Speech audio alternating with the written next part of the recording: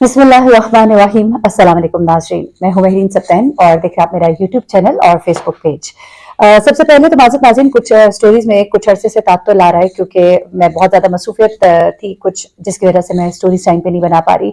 लेकिन अब इंशाल्लाह आज से हम दोबारा से बिल्कुल रूटीन पे आ जाएंगे और तमाम स्टोरीज कोशिश होगी कि जल्द से जल्द और सबसे पहले आप तक पहुंच जाऊं, क्योंकि टीम बहुत तंदही से काम करी है, लेकिन मैं चूंकि बहुत ज़्यादा बिजी थी और अभी अभी सफ़र से वापस भी आई हूँ और कुछ और दीगर घरेलू मसरूफियात थी, जिसकी वजह से कुछ खबरें आप तक ताखिर से पहुंची थी, उसके लिए पेश की माजरत। अब आ जाती हूँ उस खबर की तरफ जो बहुत वायरल स्टोरी है और स्टोरी के ऊपर मैंने कुछ नई मालूमात हासिल की है। मालूम ही हो गया होगा आपको, 2 दिन पहले एक बड़ा ही अफसोसनाक वाकया फैसलाबाद में पेश आया, जहां पर एक ताजिर जो है वहां के और कपड़ों के बड़े व्यापार है और बहुत कह लीजिए कि अच्छे ताजरों में से है, काफी अच्छा वेल ऑफ उनका एक सेटअप है और बड़े अच्छे अच्छे बड़े बड़े टेक्सटाइल मिल्स के साथ उनका लेन देन है, मामलात है उनके, और अरबों में तजारत इस वक्त वो कर रहे हैं, जैसा कि मुझे मालूमात हासिल हुई। लेकिन इन्होंने बड़ी अफसोसनाक खबर आती है उनके घर से कि इन्होंने अपनी 2 बीवियों को अपने बच्चों समेत जो है मार दिया और उसके बाद खुद भी खुदकुशी कर ली। जब इसकी डिटेल्स वगैरह हासिल की तो बड़ी अजीबोगरीब सी कहानी सबसे पहले आई, लेकिन उसके बाद एक और कहानी सामने आती है, क्योंकि पहले ये कहा गया कि उस वक्त घर में उनकी फैमिली के अलावा कोई भी नहीं था, लेकिन उस दिन उनके घर में उनकी फैमिली के अलावा उनकी भाभी भी मौजूद थी। तो क्या हुआ कि भाभी ने क्यों नहीं बर वक्त जो है इत्तला दी या रोका या कुछ किया या कोई बाहर जाके किसी को बताया। उसके अलावा कुछ और चीजें जो है उनके हवाले से सामने आई हैं। एक आखिरी कॉल उन्होंने अपने दोस्त को की, एक आखिरी वॉइस मैसेज अपने दोस्त को किया, वो भी सामने आया। और उसके अलावा उनके हमसाये में एक उनके दोस्त है, उन्होंने कुछ बातें जो है वो शेयर की, वो सब कुछ मैं आपको इस वीडियो में बताऊंगी। तो उससे पहले मैं आपको जरा इस पूरी कहानी की डिटेल जो है वो बता देती हूँ। ये जो साहब है, इनका नाम है कासिम जवाद, गुलशन मदीना कॉलोनी के रिहायशी हैं, जो कि सरगोदा रोड पर है।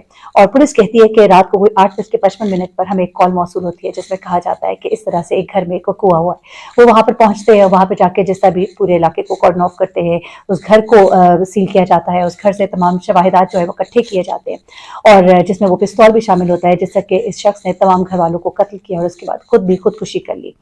खुदकुशी करने से पहले पहले पुलिस ने ये ढूंढने की कोशिश की, जानने की कि कोई खत तो नहीं लिखा, कोई आखिरी पैगाम, कोई चीज, क्योंकि मुद्दा जो है गार्ड के ऊपर भी जा रहा था, वो उस घर पे मौजूद था। घर में एक भाभी भी ऊपर वाले पोर्शन में सब मौजूद थी। लेकिन कुछ चीजें जो है उन्होंने इकट्ठी की, उसके बाद उनके फोन से एक आखिरी कॉल जो की गई थी और एक आखिरी मैसेज किया गया था, उसको ऑन रिकॉर्ड लिया गया। वो दोस्त जिसको कि उन्होंने आखिरी वॉइस कॉल की थी, वॉइस मैसेज किया था, उनको भी ऑन लूप में लिया गया है और उनसे भी तमाम मालूमात जो है वो हासिल की गई है और उन्होंने भी कुछ डिटेल्स जो है वो शेयर की है। अब मैं तो आपको पहले इनके बारे में थोड़ा सा बता दूं। ये जो साहब है कासिम जवाद, ये एक बड़े अच्छे कपड़ों का कारोबार करते हैं। मंदिर गली जामे गली में उनके कपड़े के कारोबार की मतलब एक पूरा उनका सेटअप है और काफ़ी अच्छे बड़े ताजिर है और ठीक ठाक इनका लेन देन के मामला जो है वो चलते हैं। इनकी 2 शादियां हैं। पहली शादी से इनकी 2 बेटियां हैं, जिनमें से एक बेटी 22 साल की है, जबकि दूसरी बेटी जो है वो 18 साल की है। उसके बाद दूसरी शादी जो है 22 साल और 19 साल की बेटी, और दूसरी शादी जो है उससे उनकी 10 साल बेटी है और एक 8 साल का बेटा है उनका। तो ये उनकी फैमिली है टोटल। उसके अलावा उनके एक भाई हैं जो कि ऊपर वाले घर में रहते थे अपनी बीवी के साथ, और वालदा भी उधर साथ ही रहती थी, और साथ नीचे वाले घर में वो खुद अपनी बड़ी बीवी के साथ रहते थे, जिनसे कि उनकी 2 बेटियां हैं। इनमें से एक बेटी की उनके बताया जा रहा है कि करीब शादी होने वाली थी और एक बेटी जो है MBBS के फाइनल ईयर में थी। बड़ा मुझे तकलीफ हुई सुनकर कि एक ऐसा भरा पूरा घर और बच्चियां जो है माशाल्लाह अपने करियर में एक्सेल कर रही थी, अपनी जिंदगियों की उन्होंने नई बहारें जो है इनकी शुरू होनी थी, लेकिन उससे पहले उनके वालिद ने जो ये हरकत कर दी। अच्छा, उसके बाद इनकी जो दूसरी बीवी है वो पिछली गली में रहती थी बच्चों के साथ। और बीवियों के आपस में मामला जो है घर वालों के मुताबिक बड़े ठीक ठाक थे, कोई ऐसे मामला नहीं थे कि कोई ये सोचे कि शायद 2 शादियों की वजह से, क्योंकि एक बेटा उनका 10 साल का और दूसरी बेटी 8 साल की है, तो इसका मतलब ये है कि बच्चे जो है काफी माशाल्लाह बड़े हो चुके हैं। 2 बेटियां जो है पहली बीवी से, वो भी माशाल्लाह काफी बड़ी हैं। तो ये साहब जो है फिर इनके मामलात हुए क्या, तो एक स्टोरी जो है वो निकल कर सामने आती है। वो मैं अभी आपको आगे बताती हूँ और आखिरी कॉल और भाभी की मौजूदगी के बारे में बताती हूँ। लेकिन उससे पहले जो आपको कुछ और बातें बताऊँ कि उस दिन ये वक़्वा हुआ किस तरह से। होता कुछ इस तरह से है कि ये मेंटली बहुत डिस्टर्ब थे, डिप्रेशन का शिकार थे, बहुत शदीद परेशानी थी। वो परेशानी के मामला जो भी थे, लेकिन इन्होंने किया क्या? इन्होंने फाइनली प्लान कर लिया था कि मैंने अब सबको खत्म कर देना और अपनी जान भी ले लेनी है, क्योंकि इनको कुछ दबाव था कुछ लोगों की तरफ से, कुछ थ्रेट्स भी थे इनके फ़ोन से, कुछ ऐसे मैसेजेस, कुछ ऐसी चीज़ें जो है वो रिट्रीव की गई हैं। उन लोगों को भी अब शामिल तफ्तीश किया जाएगा जिनको आखिरी वक्त में बहुत बुरी किस्म की धमकियां भी दे रहे थे। दरअसल ये वो लोग थे जिनसे इन्होंने कर्जा लिया था और कर्जा एक दफ़ा ये वापस भी कर चुके थे, लेकिन अब दोबारा कर्जे में बहुत बुरी तरह इसलिए फंसे थे कि कुछ लोग जो इनके साथ मिलकर कारोबार कर रहे थे, उन्होंने इनको धोखा दिया और इनके पैसे लेकर फरार हो गए। अरबों का लेन देन था, कुछ करीबन करीबन 70 से 80 करोड़ का माल था जो उन्होंने उधार पे लिया था, वो उधार जो है वापस नहीं कर पा रहे थे और मांगने वाले जो है उनके उन्हें बहुत ज़्यादा इस वक्त उनसे सवाल कर रहे थे और कुछ लोग उनको धमकियां भी दे रहे थे और घर वालों के हवाले से भी धमकियां दे रहे थे। ये कुछ चीज़ें ऑन रिकॉर्ड आई हैं जो अभी आने वाले वक्त में हो सकता है पुलिस जो आपके साथ शेयर भी करे। अब होता कुछ इस तरह कि ये जिस दिन इन्होंने ये सारा प्लान कर लिया और इनको जब कोई रास्ता नजर नहीं आया तो इन्होंने सबसे पहले तो अपनी वालदा को ड्राइवर के साथ कहीं भिजवाया, वालिद किसी रिश्तेदार के घर भेजा या दूसरे भाई की तरफ भेजा या जिस तरह भी, और ड्राइवर को कहा कि तुमने उस वक्त तक घर नहीं आना जब तक कि मैं तुम्हें कॉल ना करूँ। इस तरह घर से ड्राइवर को इन्होंने रवाना कर दिया। घर की जो मुलाजमा थी उसको उन्होंने कहा कि बाद में हम तुम्हें छुट्टी दे सकेंगे, बड़ी इदारी है, बड़ी पे काफ़ी काम होगा तो तुम अभी घर छुट्टी पर चली जाओ। मुलाजमा को भी इन्होंने भेज दिया। ये मुलाजमा इनके घर दिन रात काम करती थी। उसके बाद एक गार्ड मौजूद था। गार्ड को उन्होंने सख्ती से हदायत की कि तुमने घर के अंदर नहीं आना जब तक कि मैं तुम्हें ना बुलाऊं।